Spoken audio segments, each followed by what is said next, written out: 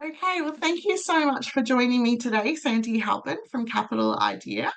I'm thrilled to welcome you to Women's Network Australia and to have a chat today about you and your business and the amazing things that you're doing. So, thank you so much. Oh, thank you, Beck. I appreciate it.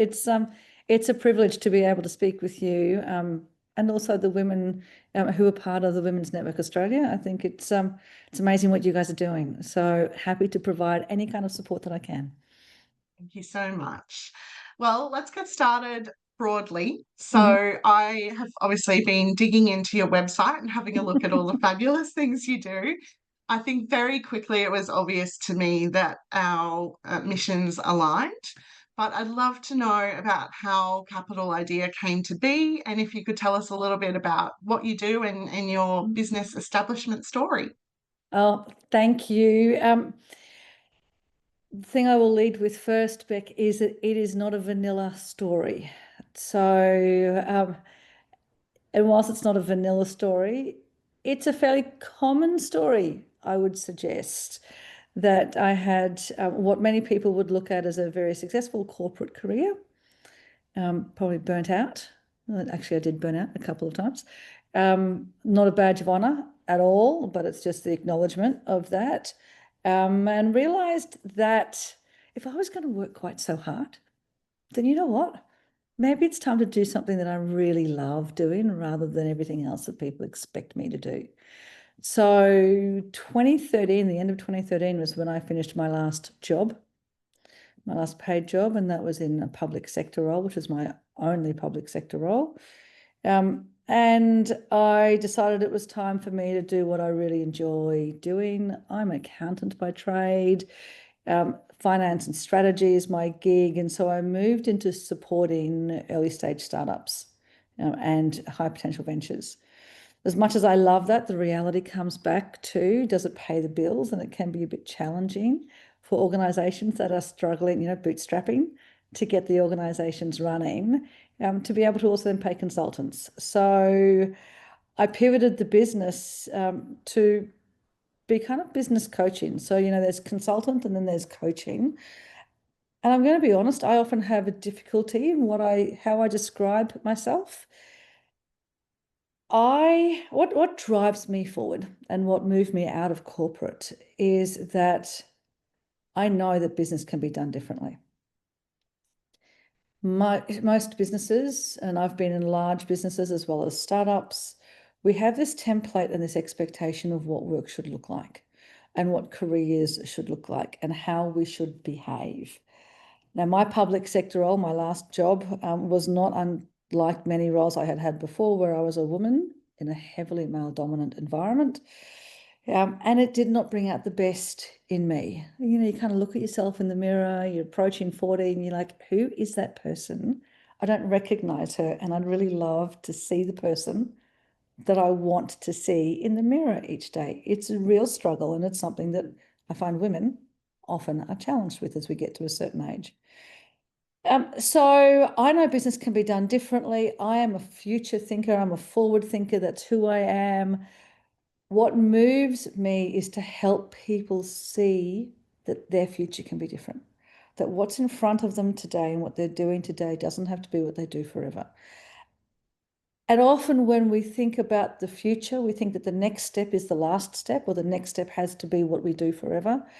I'm very much that person who works with businesses or people who say, you know what, it doesn't. It doesn't have to be the last step. It's just the next step. It's the next chapter. If we think about writing chapters in our own book, what's the next exciting thing it needs to be? It can be a novel where we have sequential chapters that build on the prior chapter, or it can be an anthology of short stories with the common thread being you and the adventure that you want to write. So that's what drives me, and that's kind of what underpins Capital Idea. It's what could the future be, and how do we go about navigating ourselves, be it ourselves or our businesses, towards that. And I will get out of bed every day to talk about that and help people uncover what it is that lights them up and moves them forward. Fabulous. It was one of the things that really stood out to me when I was reading about what you do and who you are, that, words like challenging the status quo and Mm, exploring opportunities came up really frequently, and it made me think a lot about the women we have in the network, because I feel like they're all kind of doing that, right? They've Mm. all, similar to you, made that choice to start a business, whatever it might be, and make that really bold call, like, I'm going to do this. Um, but how do you, I know probably women in particular, even though we've made that really brave choice, Mm. we don't really see it as brave. We see it as, well, I've got to go and solve that problem for people, or, Yeah. we're doing this. But I feel like you can really draw from people what they're doing it for and help them to stand out from the crowd. Oh, I love that statement. One of the things that I say regularly is I'm not in the business of beige. So many people put so much effort into blending in. My big question is why? The work Mm, I do is all strengths based. So we get to understand what it is that's unique about people and organizations, uh, because it's that secret sauce.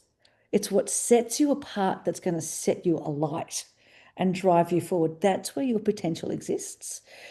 So, yeah, you're right. Women do tend to downplay their decisions and their choices. Yet they will look at another woman and say, "You're so brave." But we have difficulty owning that for ourselves.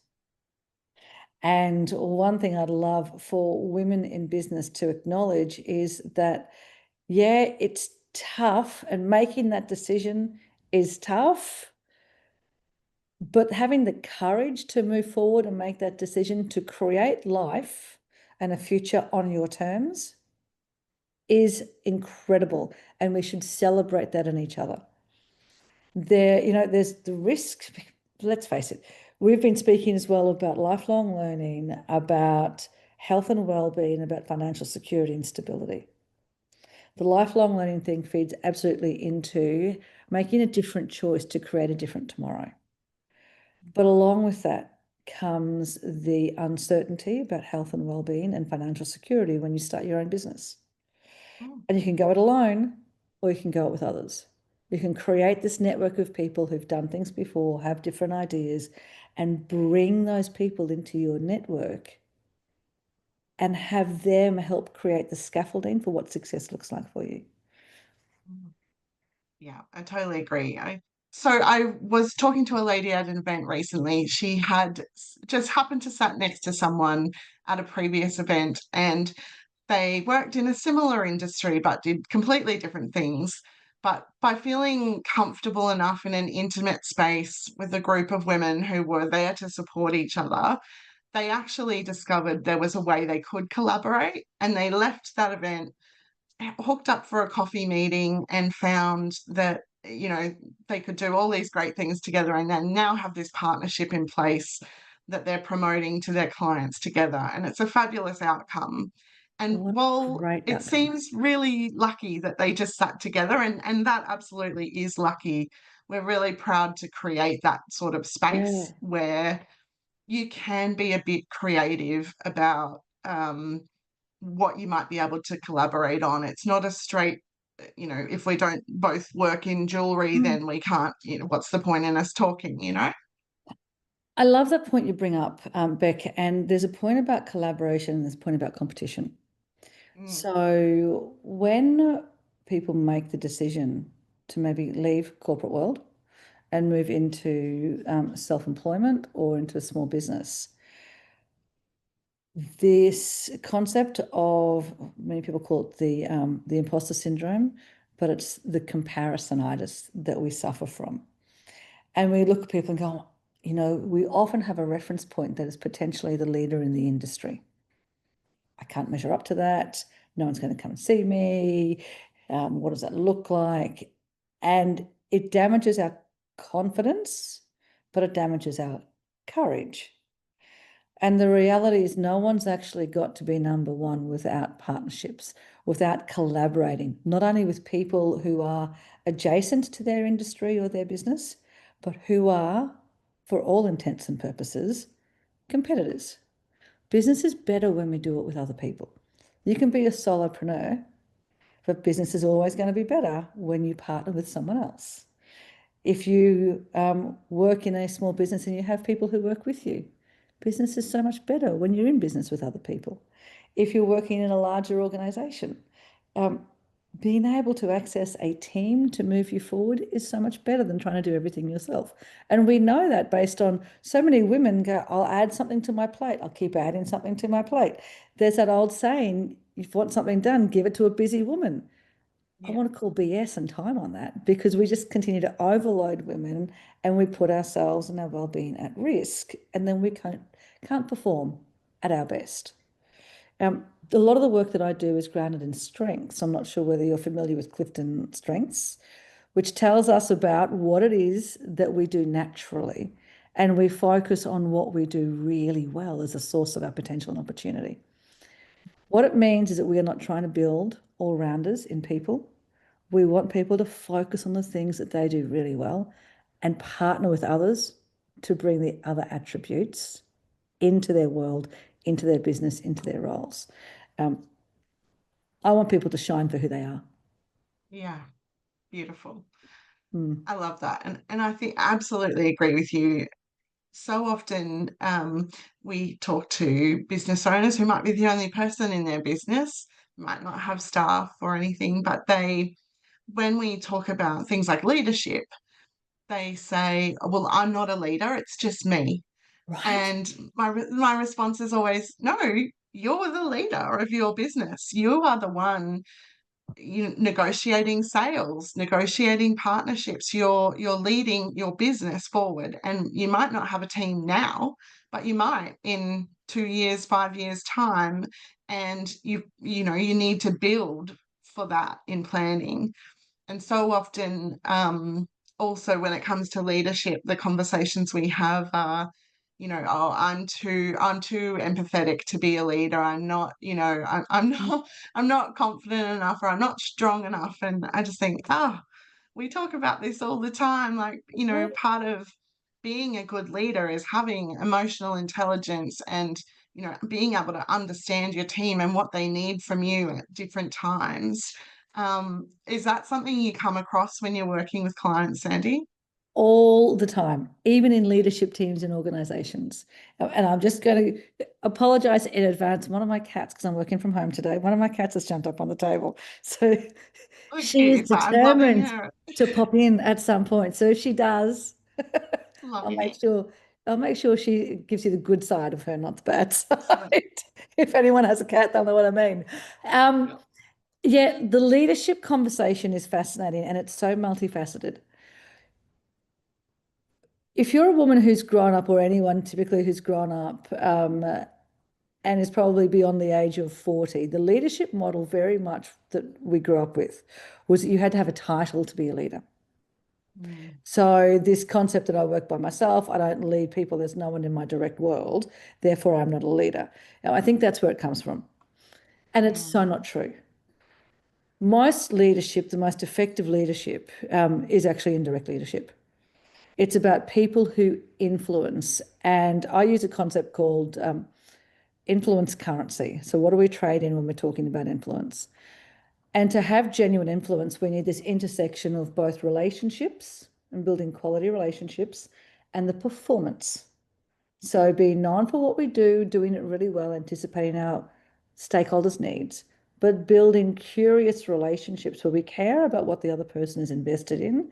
And we move out of this transactional state into this quality state where it's about a mutual benefit. So it's not always about, in this, what we call an equitable exchange of value each time we meet. We're genuinely interested, we genuinely care about the people we're working with. That mm, influence currency sits alongside the structural influence, which is the title you might have, the social network you might work in. Some of the most influential people are people who don't have don't have leadership in their titles, but build deep relationships because it's that relationship that moves people forward, not the title that moves people forward. It's who we are and the way that we work that shifts people around us, not just in our organization, but clients, suppliers, anyone in our world. And I think we don't pay enough attention to that energy of leadership. Yeah, and there was another point that you had raised, and it has escaped me now. No, So that's fine. I think that answers my question awesome, perfectly. excellent. I, when it comes to networking, I think it's one of those places that really shows strengths that people have, because it's very easy at some types of networking to just walk in, hand out a few business cards and go, right, I've met some new people today, and then sort of sit by the phone and expect them to call. But Right, without actually developing relationships or having genuine conversations with people, that's sort of a dead end. absolutely. And Yeah. people see through it these days. Yes. We are served so much connection, and I use that in quotes. We connect on LinkedIn, we connect on social media, but it is a saturation of new connections. And what do we get out of it? Nothing. A relationship in business is no different from a relationship in our private lives. It has to be a conscious two-way effort where we see value in the other person being in our circle. You add to my life. If you add to my life and I add to yours, fantastic. And expectation starts to drop, obligation starts to drop, and will and intent starts to become more evident and more obvious. And when we talk about making choices about where we move to next, so if it's people who are looking for a new role, if it's people who are building a business, are transforming a business, those genuine relationships, the trust and the hope that comes along and the value that comes along with relationships is critical. Gallup have released a report recently about, it's a bit about the leadership piece as well, about what followers are looking for globally from their leaders. And this is direct leaders or indirect leaders. And almost 60%, so the number one trait that followers are looking for from leaders at the moment is hope. And about 60%, it was about hope was 60%, followed by trust at about 25%. It's the first time we've seen hope be so prominent in one of the attributes or the key attributes that followers are looking for from their leaders. Most people think it's about security, think it's about trust, think it's about clarity. It's not. About 60% in hope. And given our economic environment, I'm not surprised. And hope doesn't mean giving people absolute certainty about what the future looks like, but it's about saying, we're on a journey. Better days are there. We will navigate this. We will get through this. This too will pass. But if we build genuine relationships and you can trust in me and trust that what I'm doing or what we're doing collectively is for the betterment of ourselves, the betterment of our people, and therefore your families, and for the world at large, then people will follow and will engage. People want hope. And, I love that it's been articulated now.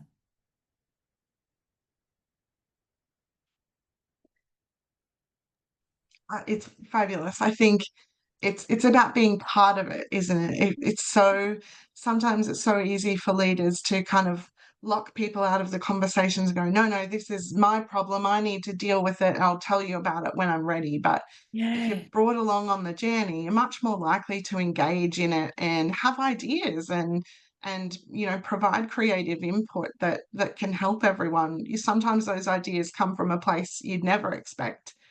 It's But if yeah. You are so right, Beck. And I think part of the challenge is there's two attributes to this. One side is that we feel like we always need to have the answers as leaders. I've got people looking to me for the answer. Nothing could be further from the truth. They're looking for good guidance, good stewardship, good direction setting. But often people who are in senior roles are so far from the coalface, and the channels of communication between the client-facing elements of the business or the production line part of the business are so distanced from the executive decision function that how on earth do we expect those executive decisions to resonate not just with our people, but with our customers or with our supply chain, if we actually don't engage people with those decisions and with their input. I was doing a strengths session, workshop with clients yesterday. It was the first session, and we talk about, one of the things that we talk about, and that's why I love strengths, is that everyone is unique. You know, your strengths profile is a bit like your thumbprint. And often I will hear from individuals or in teams, the people feel like they don't have a voice. And often I find this with women. What could I possibly have to add to the conversation? Why would someone listen to me? I don't have the experience. I don't have the title. I don't have the tenure. We could make a list as long as our arms for why someone wouldn't want to listen to us. And so I sit in these, stand in these workshops and we talk about strengths, and there are 34 strengths, individual strengths that you can have that are your traits, and Gallup labels them number 1 to 34. Now, the chance of someone having the same top 5 strengths as you, which is where our potential really comes from, the top 5, top 10 strengths, same top 5 strengths in the same order as you, is 1 in 33 million. And that's just the top 5 strengths, right? So if you think about Australia having 28 million people in it, the statistical chance of someone having the same top 5 strengths as you in the same order is 0, which means there is no one in this country who is like you. So when you sit around a table of peers, of customers, whatever it is, no one is thinking the way that you do. No one is thinking the way anyone else does. Forget about the lived experience, which is another layer. You come with a different perspective, and your voice has merit and has value. So I encourage people to find the confidence or the courage through that to say, you know what? I'm going to speak up because I cannot be the only person who's thinking about this. We want our voices to be heard. Yeah, I love that. And it's so good to have the statistics to back that, isn't it? Just to know you can look at the numbers and think, okay, yep, I see it.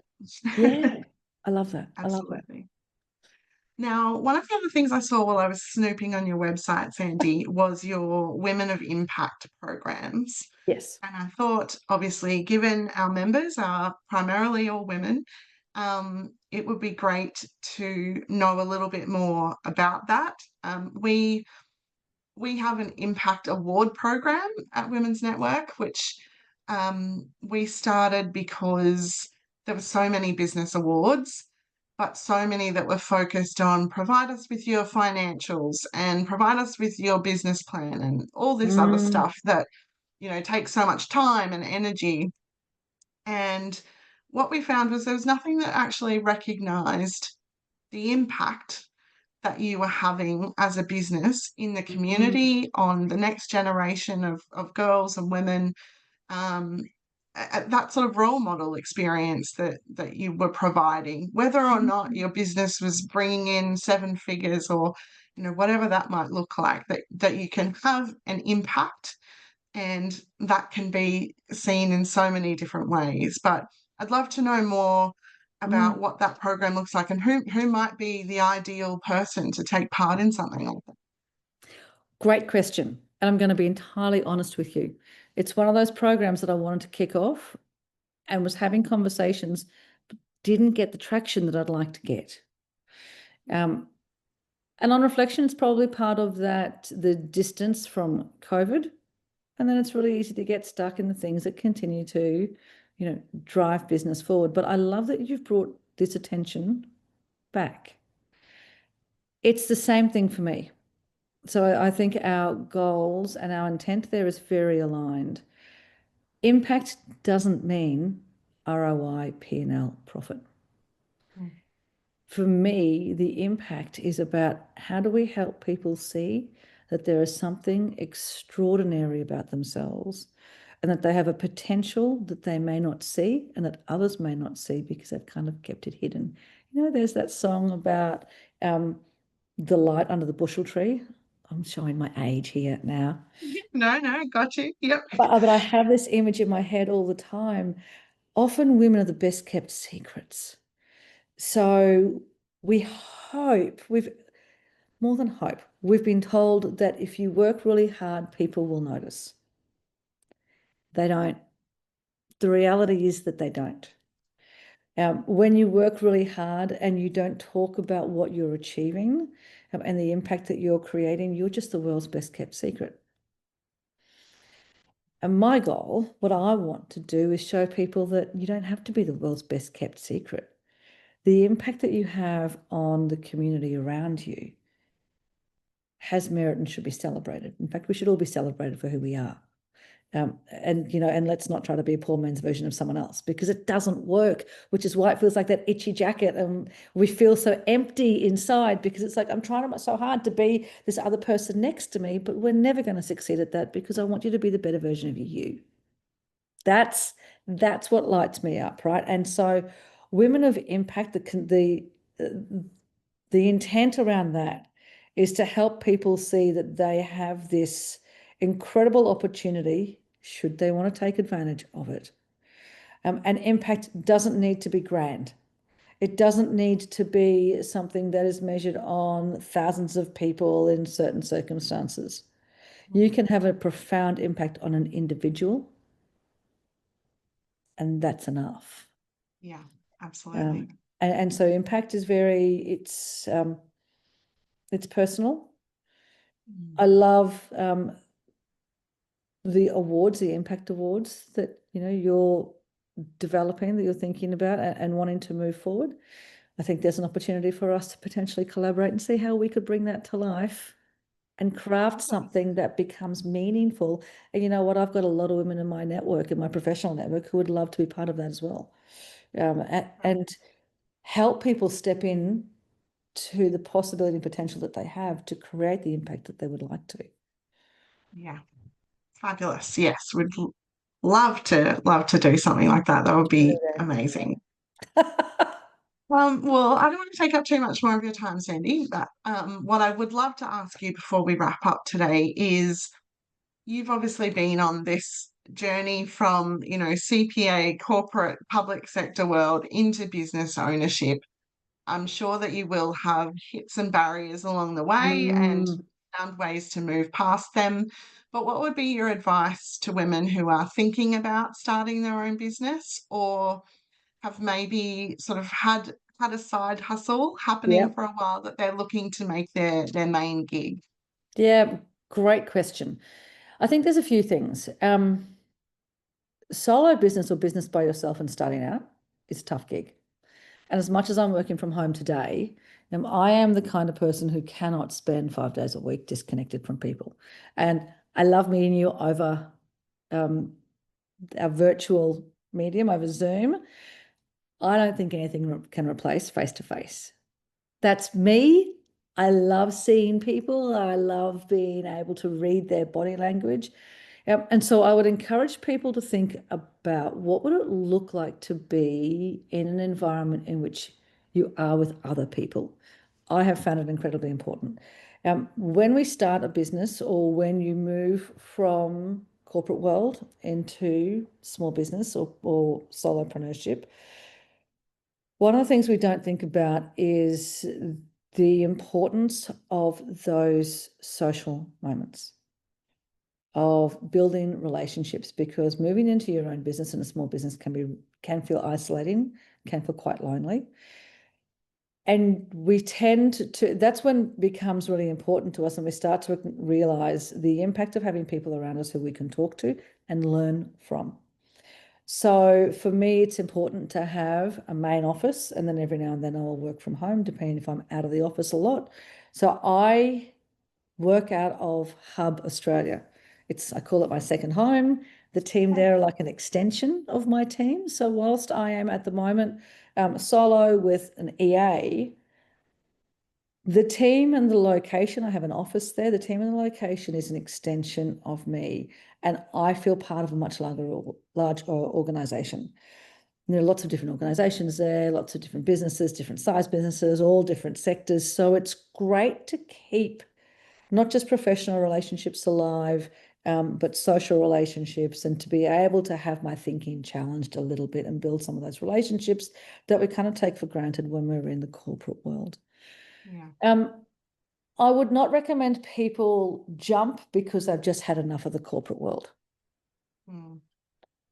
the whole financial security thing is a real thing. And, people say, oh, it must be amazing to work for yourself. You know what? It is, because that's my profile. I love working for myself. But let's be entirely honest, I work for my clients. I cannot wake up in the morning and go, I don't feel like doing that. I have a roster of clients who are expecting outcomes from me. And so you are still working for someone else, be it your customers, your clients, your colleagues, the people with whom you collaborate.